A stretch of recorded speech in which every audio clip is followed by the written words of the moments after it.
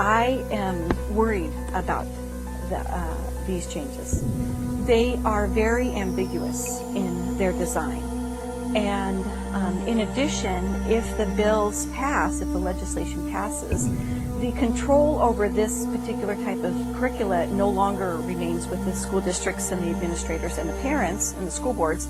It will hop over to the Department of Health and the OSPI, and they will have total control.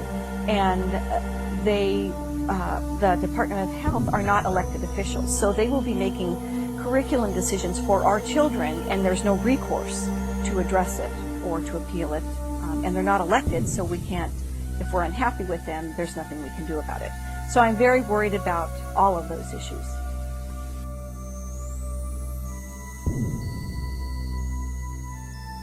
The future of abstinence education, if this bill is passed, is questionable, because the bill is written in such an ambiguous way that nobody's really quite sure what's going to happen.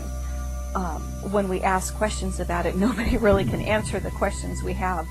There's a sentence in the bill that states that abstinence cannot be taught to the exclusion of contraception.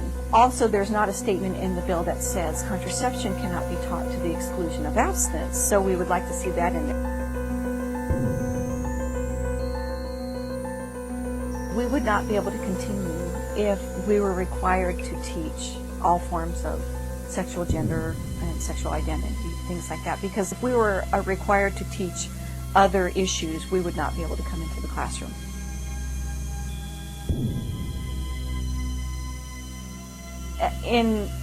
In fact, there's nothing in the bills for any sort of appeal process ever along the way. You can't appeal the decision that the Department of Health makes for your school district. There's no appeal or review process at all anywhere in any of these bills. No, what the bills say, that if you want to opt your child out of any of these curriculum or the sexuality education, then you have to write a letter to the school board or its designee. But you already have to write a letter of withdrawal if you want to opt your child out of the HIV program, which is a separate thing. So if you would like your child opted out, you will have to write 2 separate letters to the school board. And hopefully the school board will get it in time to actually okay you opting your child out by the time your student is doing it in class, but that may not happen.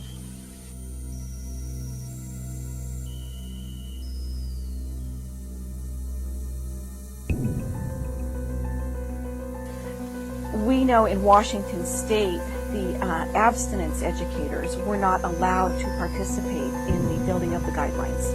And that was very disturbing to us, because we weren't against the guidelines and thought maybe some standardization would probably be a good idea and would be helpful to teachers for them to look at things like that.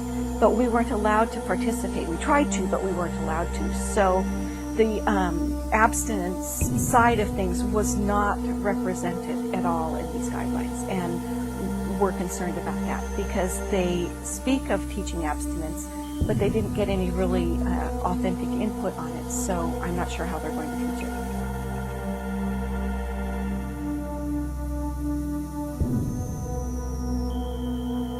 Medically and scientifically accurate sounds like a very good thing, and it sounds very noble. And who wouldn't want that? And even, I mean, it even sounds good to me. But as a person who works in the medical field, which I do, I have to tell you, it doesn't really exist. Medically accurate is kind of a misnomer. It's just something someone made up. It sounds nice, but it doesn't really exist.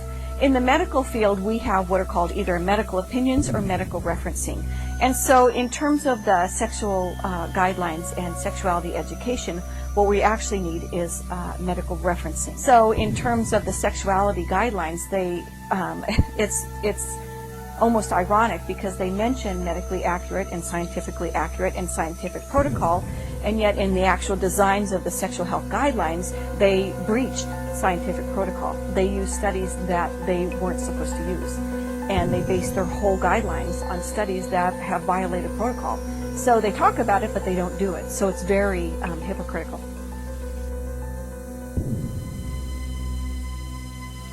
Right now, we have these broad sweeping claims that some districts teach only abstinence, And that's why Washington State has a huge teenage pregnancy problem.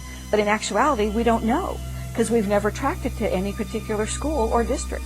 So there's absolutely no way to know what school or what area is having a problem. And so before we legislate anything, we actually need proper information. And our Department of Health, for some reason, is not willing, or I'm not sure why, but they haven't been tracking it properly. No, there is nothing in these bills that would cause any changes to be made later on if we find that the bills have made things worse. Yes, I would say that that these changes and these guidelines and the bills are not really about science, because we've already seen that they're not, because they're willing to violate scientific protocol and call it good. So that's really not about science. So yeah, there's really something else going on here, and I'm not sure if I know all of the answers and what they are. I could probably take a few guesses, but it seems to be more of a political agenda than maybe just purely science.